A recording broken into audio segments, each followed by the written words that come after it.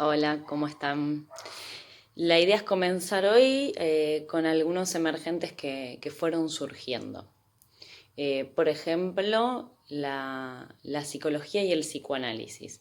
Eh, la psicología es una ciencia social y una disciplina académica. Costó que esto fuera así, ya que al principio se la asociaba mucho con lo que era la filosofía, no era tomada como una ciencia. Pero ahora sí es una ciencia social, es una disciplina, como les decía, que está enfocada en lo que es en el análisis y lo que es la comprensión de la conducta humana y lo que tenga que ver con los procesos mentales, ¿sí? Experimentados siempre por individuos, por personas o por grupos, ¿sí? Durante momentos o situaciones determinadas. La psicología tiene un campo de estudio vasto, ¿sí? Ya que se centra en lo que es la mente y la experiencia humana desde diversas perspectivas, corrientes, metodologías. Algunas de ellas son más próximas por ahí a lo que es la ciencia dura, ¿sí? A lo que es el empleo del método científico, mientras que otras no lo consideran apropiado para el objeto de estudio y prefieren por ahí construir otros métodos y abordajes. En este sentido, esta ciencia social se interesa por lo que son los procesos de percepción, ¿sí? Lo que es la motivación, la atención, la inteligencia, el aprendizaje, eh, lo que es el pensamiento, la personalidad en sí, la conciencia, la inconsciencia, pero también todo lo que tiene que ver con las relaciones interpersonales, por lo que es el funcionamiento bioquímico de lo que es la parte neuronal, la parte del cerebro. Y dentro sí de la psicología existen diferentes formas de abordar lo que es la realidad, ¿sí? Y entre ellas el psicoanálisis es una de estas tantas formas para abordar la realidad. ¿Sí? Otras ramas pueden ser, no sé, la cognitiva, la conductual, la psicología forense.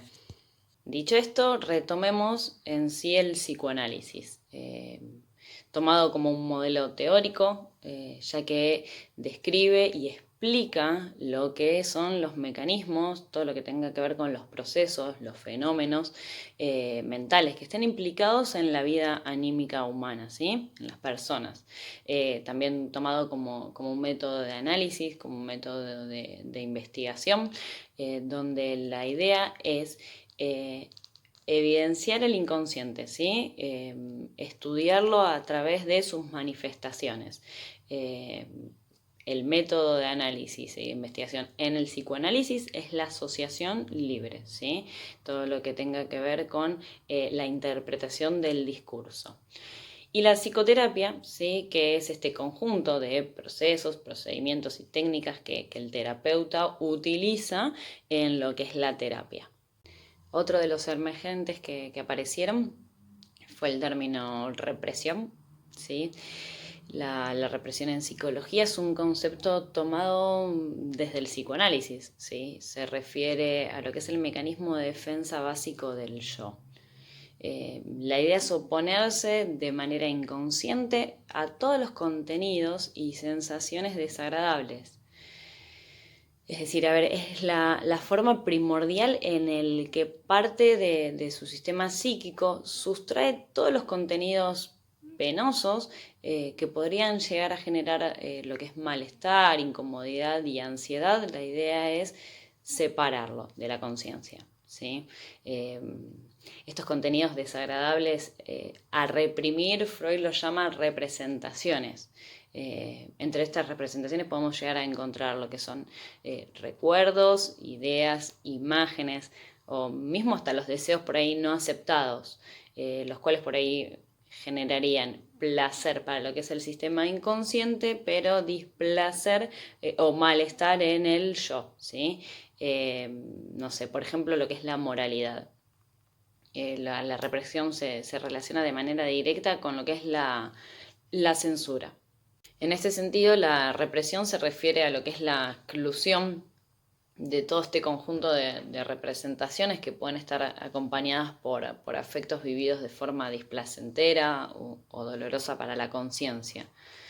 Es como que diría, de esto no quiero saber nada. ¿sí? Frente a estos hechos, acontecimientos y recuerdos que nos provocan por ahí lo que es malestar o displacer.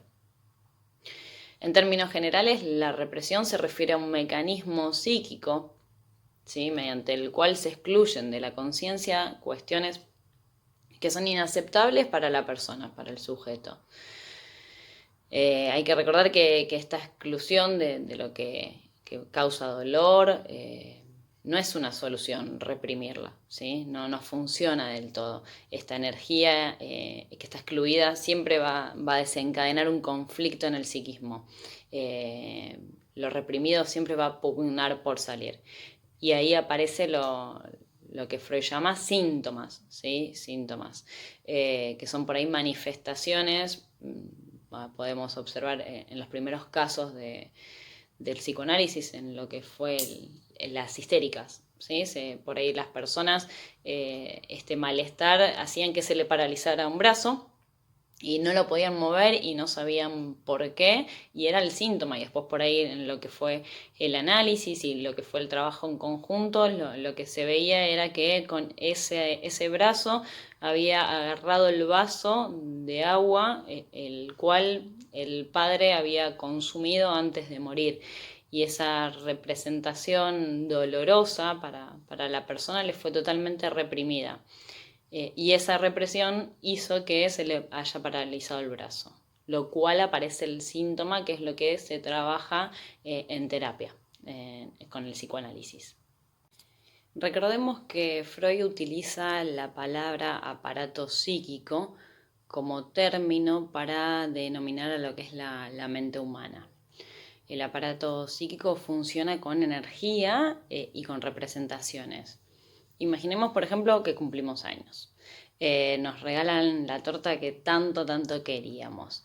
Al recibirla nos pusimos muy contentos, sentimos una emoción placentera, un estado de felicidad, ¿sí? Por lo tanto, lo que es la idea o la imagen de esa torta nos queda muy ligada a un afecto placentero. También puede suceder que lo que es asociado a las representaciones queden afectos displacenteros. No sé, porque en el caso de que la representación haya sido que se cayó la torta justo en el momento de servirla, ¿sí? Tanto lo que es el placer como el displacer son energías que circulan entre las representaciones que están en el aparato psíquico. Freud denomina la palabra aparato a la mente para subrayar la capacidad de la misma para transformar esta energía psíquica. Y a su vez señala distintas instancias o partes que modulan lo que es el control de los recorridos de esta energía, ¿sí? Lo que hemos visto por ahí antes como tópicas del aparato psíquico. La palabra tópica viene del griego de topos, ¿sí? que significa lugar. Pero Freud va a desarrollar esta teoría del aparato psíquico donde habría lugares para cada una de estas instancias, con reglas, con modos de funcionamiento propios, ¿sí? Aunque no sea un lugar físico que pueda observarse. Acuérdense que él estaba intentando de meterse en todo lo que era el mundo científico, por lo que intentaba de todo el tiempo comparar su teoría totalmente abstracta en algo que pareciera concreto. Entonces utilizaba la palabra aparatos o esto de las palabras de las tópicas, ¿sí? de topos que viene del lugar. Y ahí desarrolló la primera tópica, hablando de consciente, de preconsciente y de inconsciente, ¿sí? Acá también vale aclarar que mencionó al preconsciente. Él dice que el subconsciente no existe porque no es que está por debajo de la conciencia, sino que es otra instancia psíquica. Y la segunda tópica con el yo, el ello y el superyo, ¿sí? Estas tópicas no deben considerarse de modo independientes una de las otras, sino que son sistemas complementarios que interactúan entre sí y los cuales nos permiten entender, por ejemplo, los mecanismos de defensa. Pasemos estos mecanismos de defensa, ¿sí? Los cuales utilizamos sin darnos cuenta. La función es preservar nuestra autoimagen, nuestra intimidad. Son mecanismos con formas inconscientes que tiene todo ser humano para que las circunstancias de frustración, de conflicto, permanezcan reprimidas, ¿sí? Reduciendo de este modo lo que tenga que ver con la ansiedad y la agresión que nos pueda producir. Los mecanismos de defensa son estrategias para frenar el malestar de ciertas vivencias y todos los sentimientos que vengan asociados a ellas. En algunos casos incluso estas estrategias defensivas del yo sirven para garantizar la supervivencia.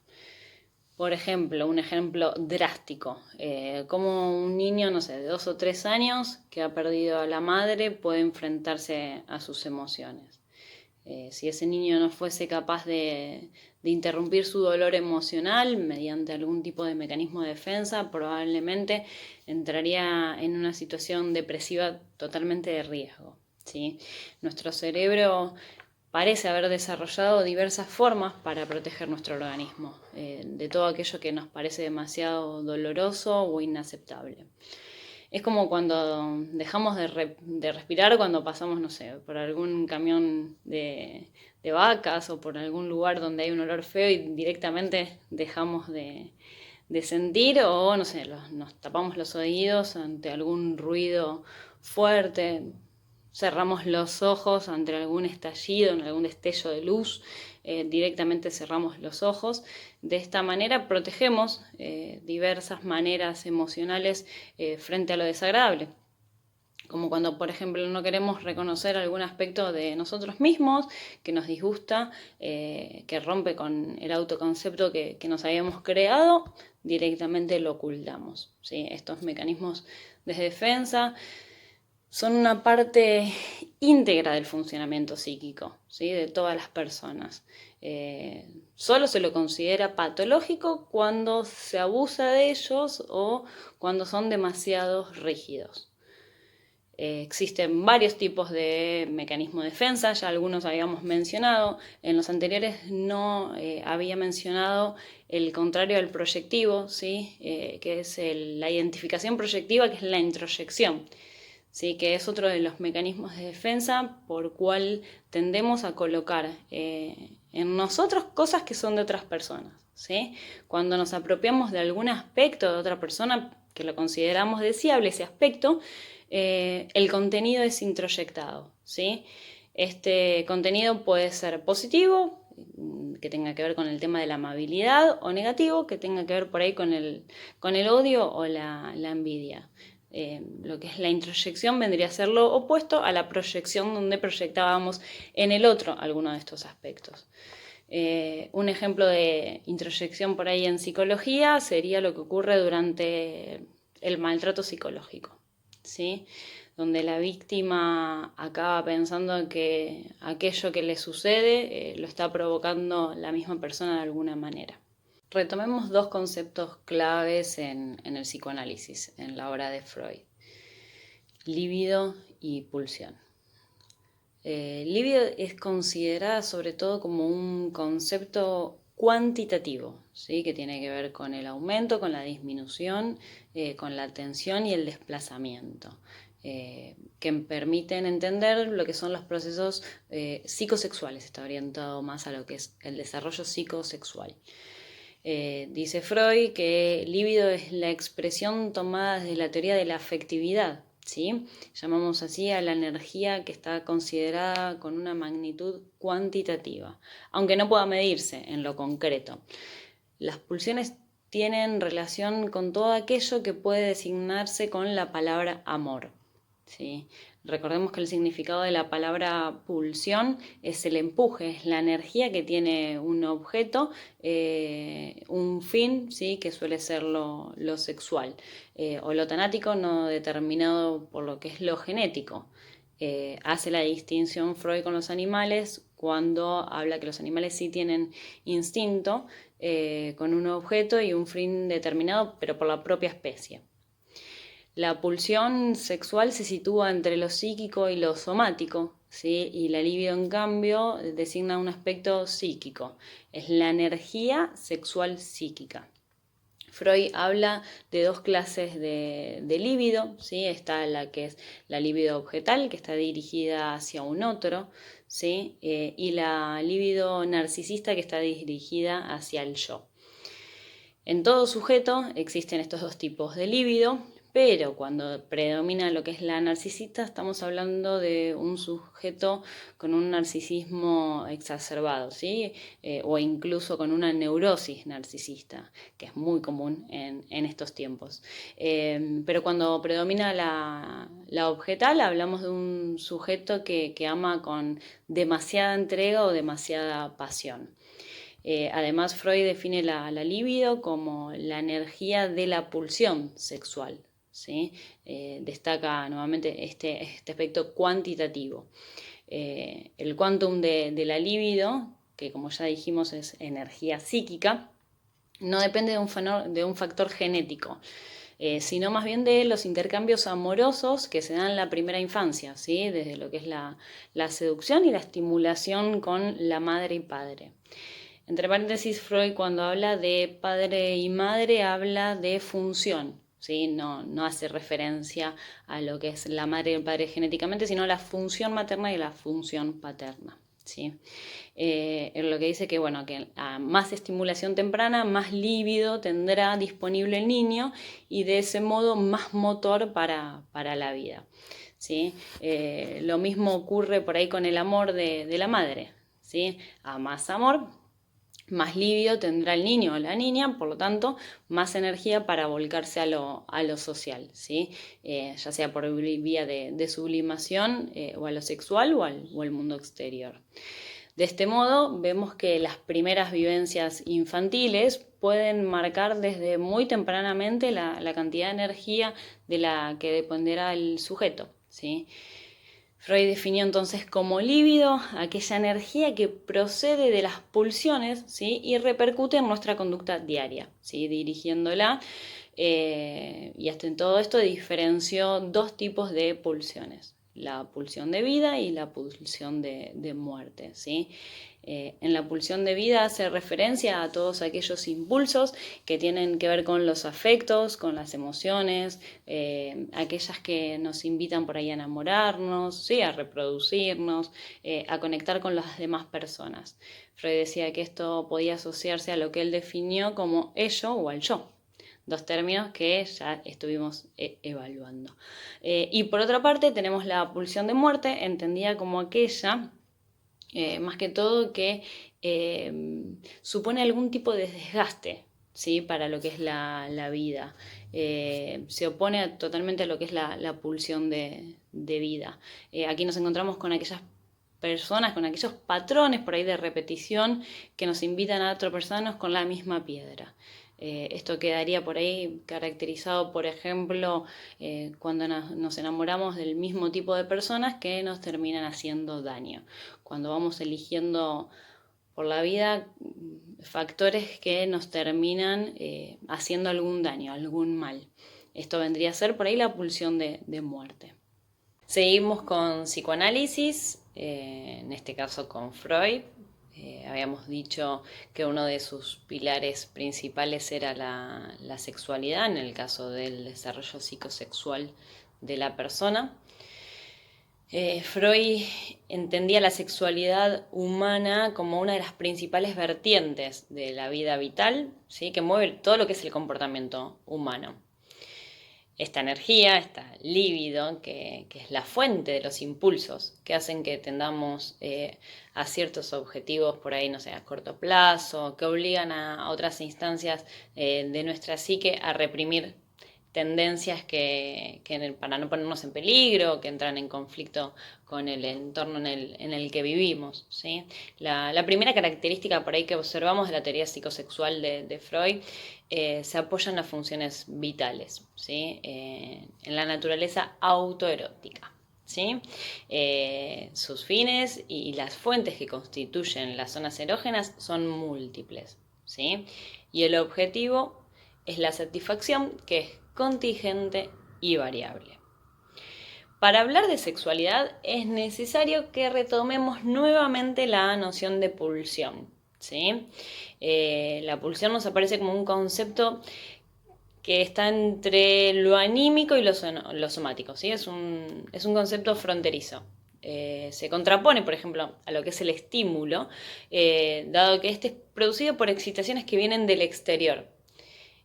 Las pulsiones en sí no poseen una cualidad alguna, sino que se consideran como una medida de exigencia de trabajo para la vida anímica. Entonces tenemos a la pulsión como un proceso dinámico que consiste en un empuje, ¿sí? En esta carga energética, en este factor de motilidad, ¿sí? Que hace tender al organismo hacia un fin.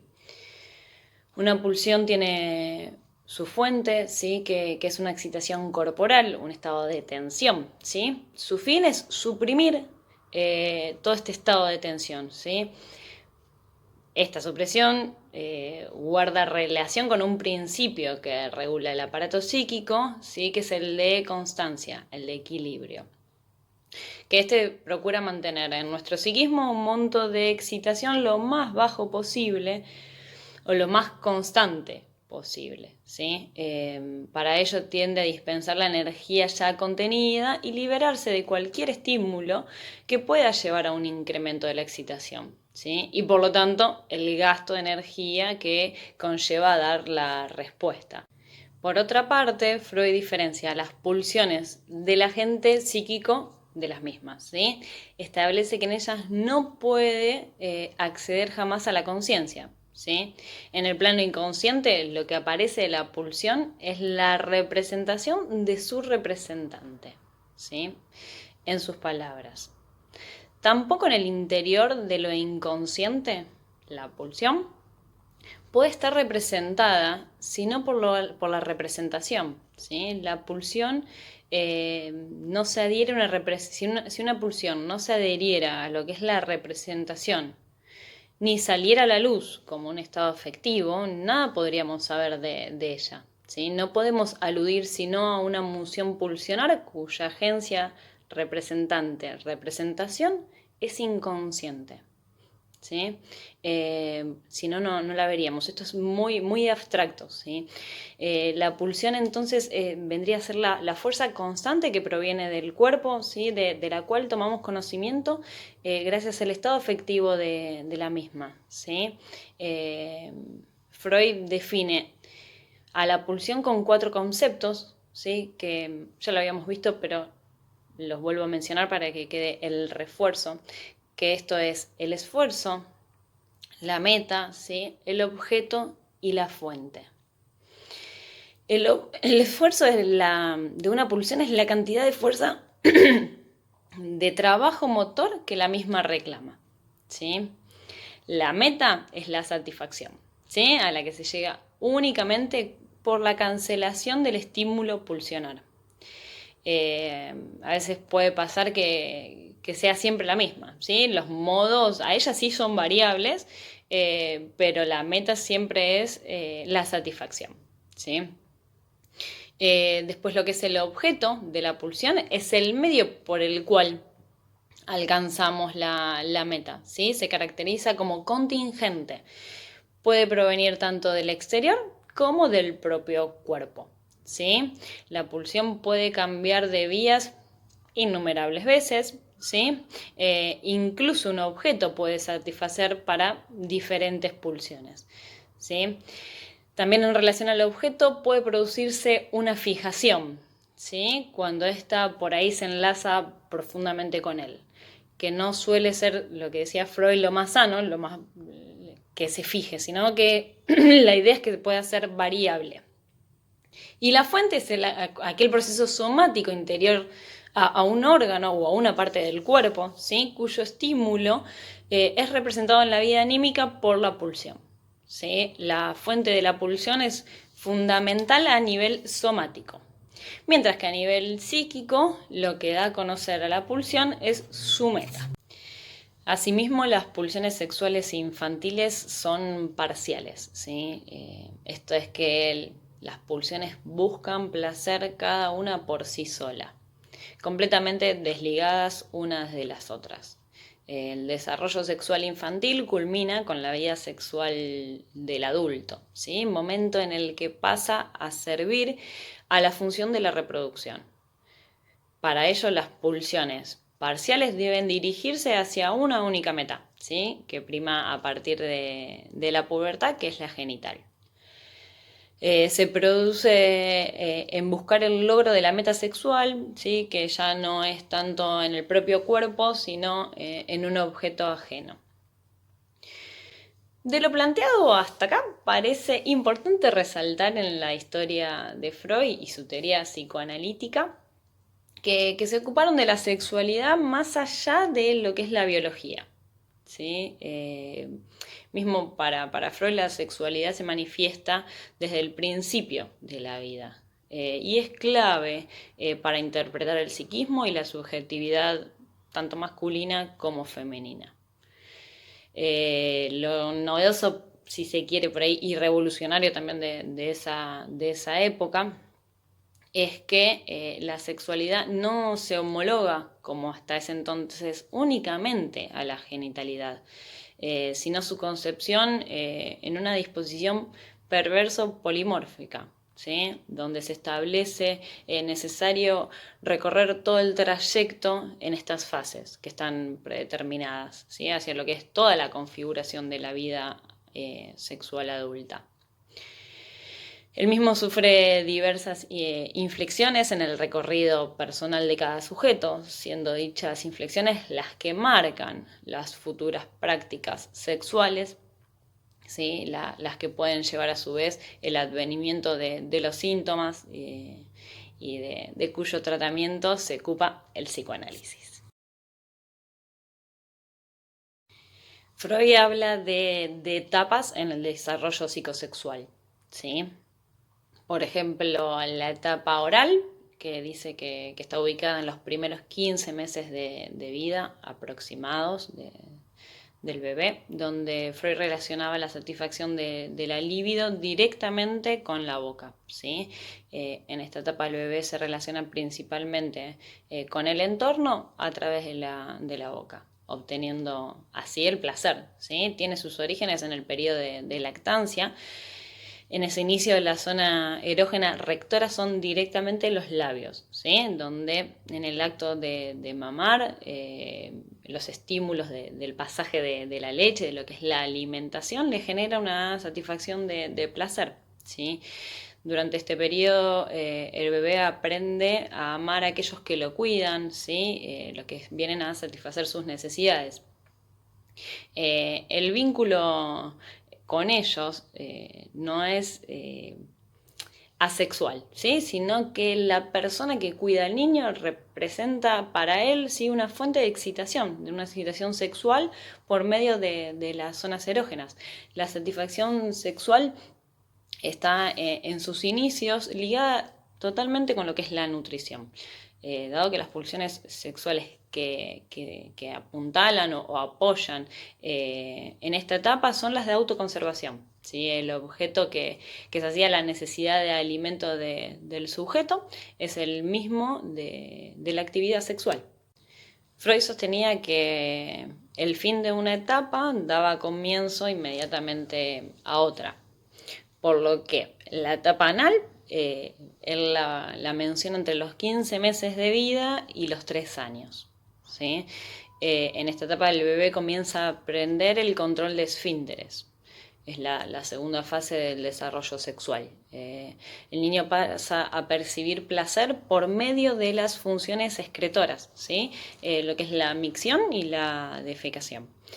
Ambas actividades son organizadas posteriormente por el bebé, de modo que puede obtener el mayor incremento de placer a partir de las excitaciones de las zonas erógenas de la mucosa, ¿sí? En esta frase Freud la llamaba sádico anal. El infante no siente ningún tipo de asco hacia sus heces, ¿sí? Por el contrario, se vislumbra, se emociona cuando partes de su propio cuerpo de las cuales le cuesta desprenderse puede controlarlas, ¿sí? También las utiliza como un regalo para sus seres queridos. No sé, por ahí habrán visto que hay nenes que se esconden o dejan el pañal, cuando están a punto de dejar el pañal, lo dejan escondido o se lo muestran y demás, ¿sí? A lo largo de lo que es este periodo, el sujeto se enfrenta por primera vez también a lo que son las amenazas del exterior, ¿sí? Dado que este adquiere como un carácter de inhibidor, de malo, ¿sí? Lo que conlleva al nene a entrever futuras pugnas internas y externas, ¿no? También, que sobrevendrán por ahí más adelante. El infante no puede liberar sus disposiciones cada vez que sienta ganas, sino cuando se lo dispongan, ¿sí?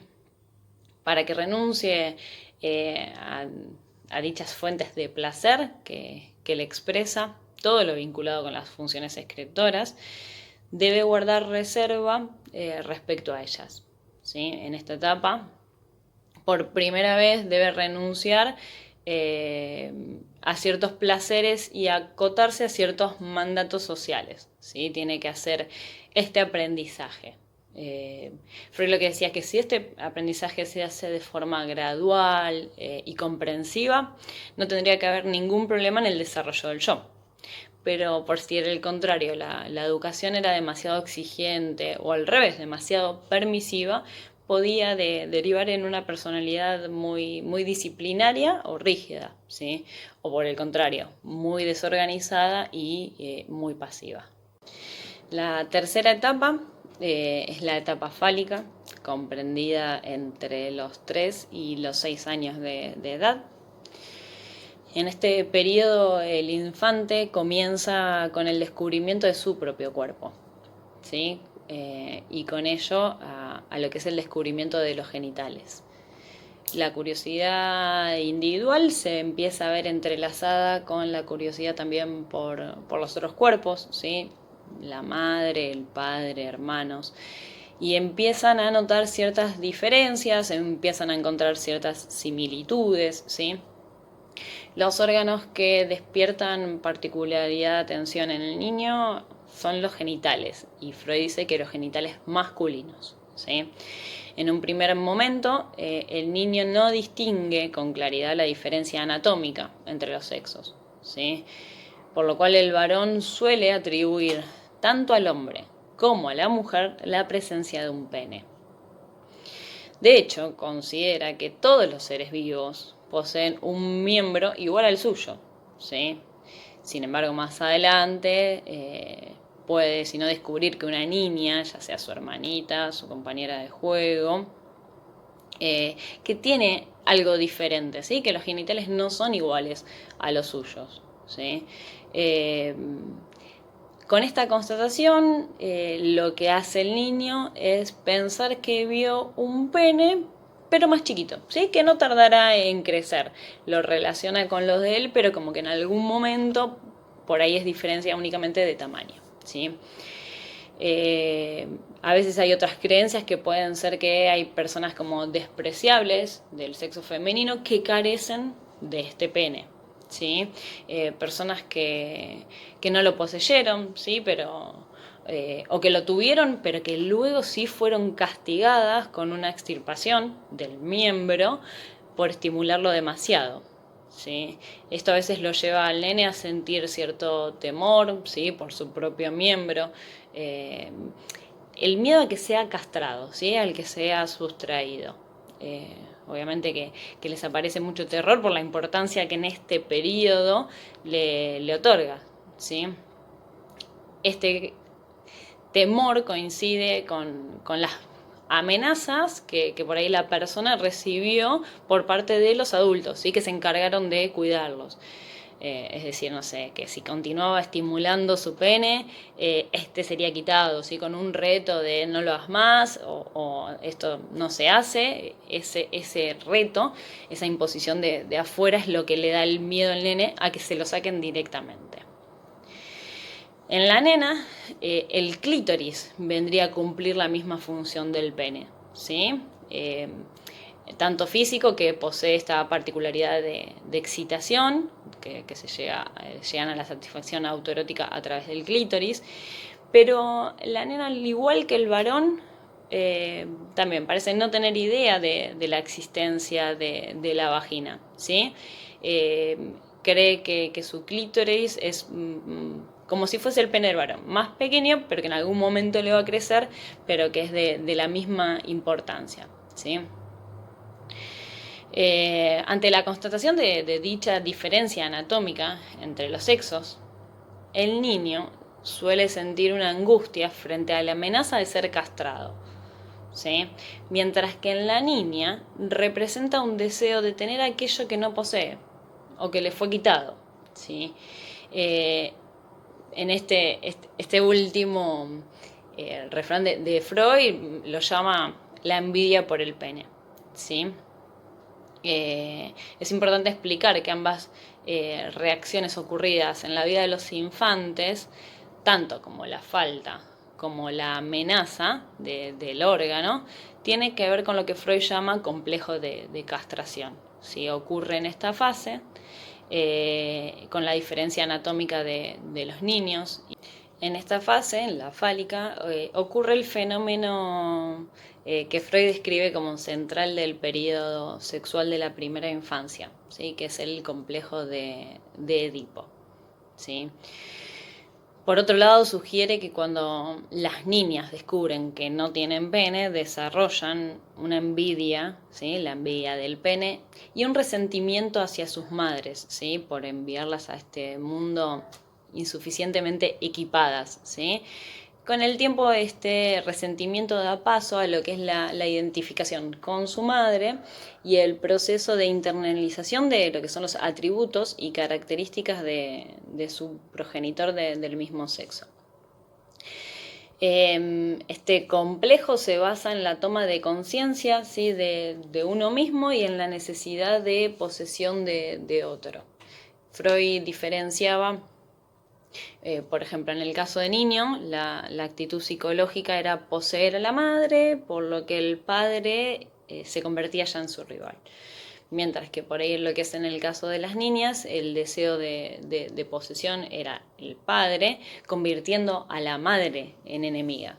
Como hemos mencionado, Freud se basó en la mitología griega para desarrollar el citado complejo. Se basó en el mito de Edipo, el rey de Tebas. Era el hijo de Layo y Yocasta. Su historia da comienzo cuando Layo es informado por el oráculo de Delfos que va a ser asesinado por su propio hijo. Por eso, cuando la mujer queda embarazada y da luz a un varón, deciden desprenderse de él, deciden deshacerse de él. Lo dejan abandonado en un monte, atado a un árbol. En realidad ni siquiera ellos mandan a un pastor que lo mande a matar. El pastor no se anima a matarlo y lo deja atado de pies en un árbol. Ahí pasaba justamente otro pastor que lo entrega al rey de Corinto, el cual lo cría como si fuese su propio hijo. Cuando Edipo crece, visita al oráculo y da cuenta que matará a su padre y que se casará con su madre. Intentando evitar que esto suceda y creyendo que sus progenitores son los que lo han criado, decide marcharse y se dirige a Tebas. En el camino tiene un encontronazo con un conductor de carro y Edipo lo acaba matando. En ese momento cumple la primera parte del vatinicio. Después en el camino, un monstruo que había en el lugar y que mataba a los viajeros, le propone un acertijo, el cual si adivina lo deja pasar y si no, lo asesina. Edipo resuelve el acertijo y consecuencia le perdonan la vida y es entregado al reino de Tebas. Esto último fue lo que propició que se casara con Yocasta, su verdadera madre, con la que pasó muchos años de felicidad, sin saber el parentesco que los unía. Sin embargo, cuando todo sale a la luz, la madre se suicida y Edipo deja el trono después de haber arrancándose los ojos.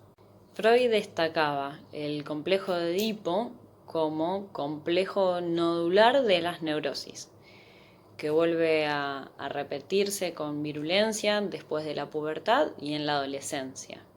De allí que los adolescentes parecen tener fuertes crisis y que sean tan difíciles de comprender por algunos padres y por la sociedad.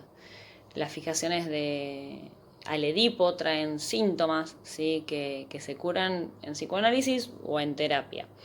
El complejo de Edipo es difícil de resolver.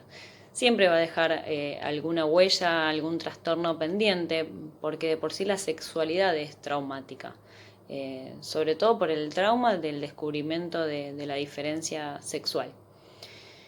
No olvidemos que Freud dice que el Edipo huye a su destino, ¿sí? Para volverlo a encontrar. Esto da lugar a otro tema complejo también, que es la repetición en psicoanálisis.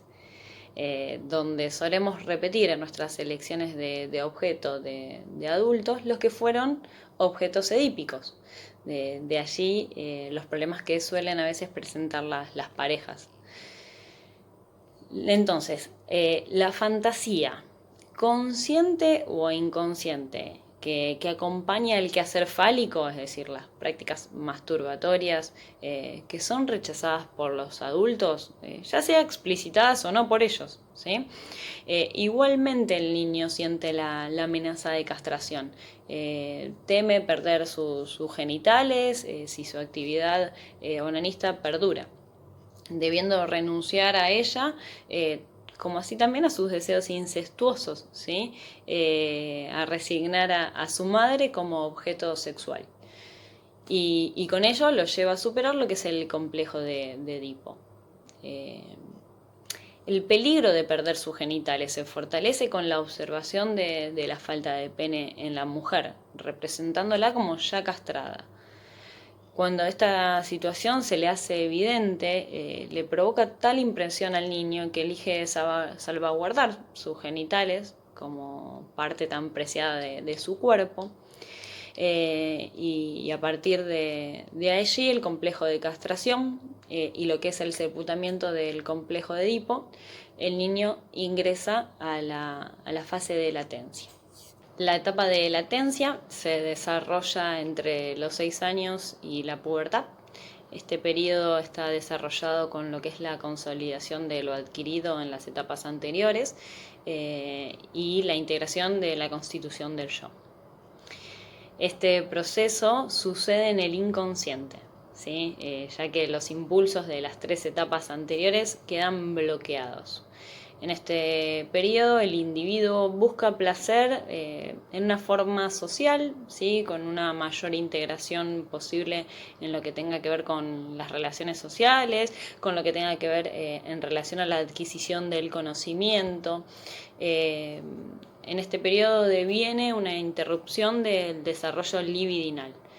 Aquí una gran parte de lo que son las emociones sexuales propias de la sexualidad del infante son sofocadas por lo que es la represión, ¿sí? Motivo por el cual se habla de una amnesia infantil. Un olvido por parte del sujeto de los primeros años de vida. Sobre la amnesia infantil, Freud viene a decir que en todo psicoanálisis se plantea la tarea de recobrar el recuerdo de ese periodo olvidado, ¿sí? En la infancia. No podemos dejar de sospechar que en los comienzos de la vida sexual contenidos en él proporcionaron lo que es el motivo del olvido y que por lo tanto sería el resultado de la represión. Los mecanismos de defensa que hacen posible dicha amnesia, ¿sí? Es decir, este sofocamiento de las emociones sexuales infantiles, son 2. Uno es la sublimación, no sé si recuerdan, el que es el proceso por el cual las fuerzas pulsionares son desviadas, ¿sí? Totalmente de sus metas y conducidas hacia otro fin. asociado frecuentemente con lo que tiene que ver con los logros culturales, ¿sí? Y por otro lado, la formación reactiva, ¿sí? Que posibilita el surgimiento de diques anímicos, ¿sí? Con respecto a lo que tiene que ver con la vergüenza, el asco, la moral, ¿sí? Contrarias a las mociones de perversión infantil, ¿sí? Y por otro lado, la formación reactiva, ¿sí? Que posibilita el surgimiento de diques anímicos, ¿sí? Con respecto a lo que tiene que ver con la vergüenza, el asco, la moral. La última etapa es la etapa genital, donde comienza en la pubertad hasta la vida adulta, abarcando lo que es el desarrollo sexual de forma plena y adulta. En esta etapa es cuando el adulto puede crear independencia psicosexual independiente a sus progenitores, y dejando los deseos de satisfacción sexual infantil. En este periodo comienza una construcción abstracta de lo que son las relaciones con los otros, considerando también lo que son las uniones a nivel cognitivo y simbólico. En la pubertad, periodo correspondiente a la fase genital de lo que era el desarrollo psicosexual, los genitales tienen el primado entre otras zonas dispensadoras de placer, y las diversas pulsiones parciales que antes encontraban satisfacción por ahí de manera independiente, cooperan ahora para lo que es el logro de una meta sexual, ¿sí? Que es la estimulación genital. De manera que ahora la sexualidad entra al servicio de la función reproductora. Entonces la pulsión pasa a ser autoerótica a un objeto. Y para alcanzar lo que es la normalidad en la vida sexual, deberán coincidir en el mismo aspiraciones tiernas y sensuales. En la niña sobreviene una nueva oleada, ¿sí? La represión que afectaba a lo que es el clítoris, el cual ahora debe traspasar su excitabilidad a una zona vaginal, que será su nueva zona erógena rectora. En caso de que el clítoris se rehúse a ceder de su excitabilidad, la joven será anestésica. Ello puede deberse a una excitación también intensa en esa zona en la niñez. Su ingreso a la sexualidad adulta requiere esta nueva operación, a diferencia por ahí del varón que conserva la zona erógena de la infancia, que es el pene. En este periodo vuelven a practicarse la masturbación y a nivel de fantasía retornan lo que son las inclinaciones sexuales hacia los objetos primordiales. Como ya por ahí lo hemos visto, en el desarrollo psicosexual se caracteriza, entre otras cosas, por su acometida en dos tiempos. Es decir, su emergencia ya en la infancia primaria, ¿sí? Con predominio de diversas pulsiones parciales que eran pregenitales, ¿sí? Que apuntalan a las pulsiones de autoconservación y que satisfacen lo que es principalmente la manera autoerótica, y luego, mediando con lo que es el periodo de latencia, su renovación de objeto fuera de la familia.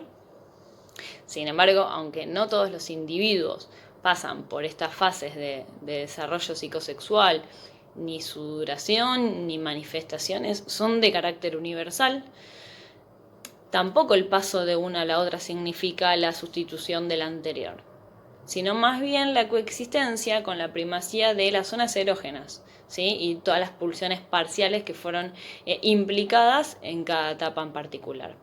¿Sí? Nunca son superadas del todo, sino que permanecen en mayor o menor medida en lo que es la vida adulta, pudiendo así existir lugares de fijación, ¿sí?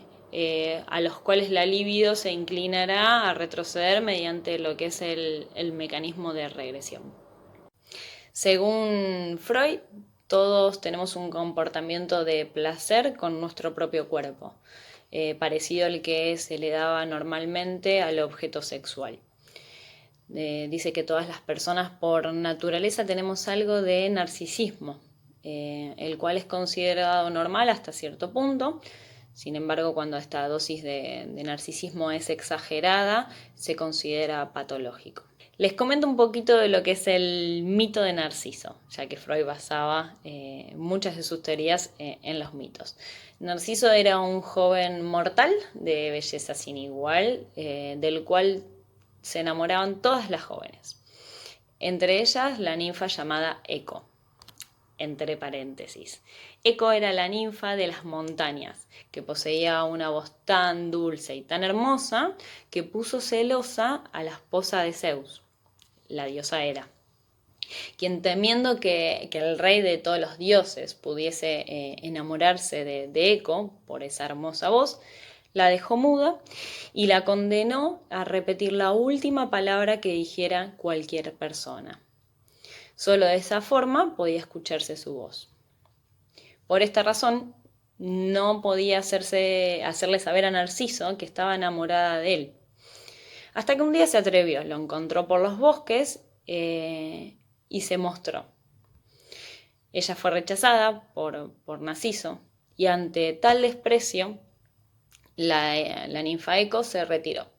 Se recluyó en el interior de una cueva en las montañas, donde su cuerpo físico desapareció, quedando su voz que repite la última palabra dicha de cualquier persona que pase por allí. Por este rechazo, la diosa de la venganza, la llamada Némesis, condenó a Narciso a enamorarse de su propia imagen, enamorándose reflejada en una fuente.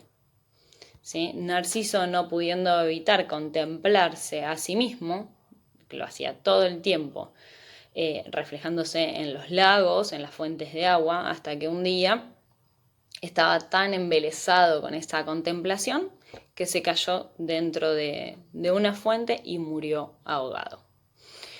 Como recuerdo de este trágico fin, en el lugar de su cuerpo donde cayó Narciso, surgió una flor que lleva su nombre, que lleva su imagen y su belleza. El narcisismo es constitutivo del yo y de las relaciones con los otros. Busca autonomía y autosuficiencia. Se esfuerza por negar la alteridad. El narcisismo empezó siendo como una perversión que describía que era toda la conducta por la cual un individuo da a su cuerpo un trato parecido al que le daría al cuerpo de un objeto sexual, ¿sí? Es decir, lo mira con complacencia sexual, lo acaricia, lo mima, hasta que gracias a estos manejos alcanza la satisfacción plena. Pero Freud hace del narcisismo un rasgo de conducta que aparece en muchas personas. Lo descubre porque se le presenta como una barrera en el intento de mejorar el estado del sujeto en clínica, ¿sí? Freud termina diciendo que el narcisismo no es sino el cumplimiento libidinoso del egoísmo que es inherente a la pulsión de autoconservación. ¿Sí? De acuerdo a esta teoría, el narcisismo es el comportamiento hacia el propio cuerpo que se asemeja al que se le da al objeto sexual. Luego hace una distinción entre lo que es el narcisismo primario y el narcisismo secundario. Freud llama narcisismo primario a aquel que constituye una de las primeras etapas del desarrollo libidinal, posterior al autoerotismo y previo al amor de objeto, ¿sí? Y secundario al que, posterior a esta, acaece como una retraída de las investiduras de objeto. El narcisismo secundario es una involución a la fase del desarrollo libidinal, ¿sí? Que abandona el amor de objeto para volver al autoerotismo. Este proceso estaría constituido por lo que es el movimiento de la libido en el mundo exterior hacia el yo, intentando restablecer el sentimiento de omnipotencia dado el narcisismo primario. Narciso es yo, un yo libidinizado, un yo que hace de objeto de único objeto de amor, un yo egoísta, enamorado, un yo que no deja espacio para otro, un yo que amado no será amante. Considerando al yo de Narciso en este punto como depositario de la libido, se ofrece una perspectiva de unificación de conceptos que Freud proponía, la libido yoica y la libido objetal, ¿sí? Que coinciden en la misma elección, en el mismo acto de amar, siendo una indiferenciación inherente a cómo se entiende el estado narcisista. Consideramos entonces un narciso deslumbrado por su propia imagen, ¿sí? Deslumbrante a esta no puede más que extrañarlo del mundo, que dejarlo estupefacto ante tanta belleza, de provocar un efecto casi paralizante. Un mundo externo que parece vaciado de líbido, esta líbido retraída y que es volcada en el yo, para ensanchar a este y volverlo como objeto único. Narciso se encuentra con alguien más en este ser bello que merece su amor, como nadie más, como nunca antes lo había merecido. Y su amado es la imagen misma, ¿sí? Por la cual queda amante y fascinado. La organización narcisista es clave para lo que es el comportamiento de la persona. Por eso diferenciamos por ahí en lo que es el narcisismo primario, esta energía libidinosa que se dirige hacia él, y en la secundaria que esta energía vuelve hacia uno mismo y queda fijada, regresa al yo. Esto lo ampliaremos con una post-freudiana, una psicoanalista post-freudiana que es Melanie Klein, que en la próxima clase hablaremos de ella y su desarrollo sexual infantil que lo pudo ampliar a lo que fue la teoría de Freud. Gracias por su tiempo, nos estamos viendo. Hasta luego.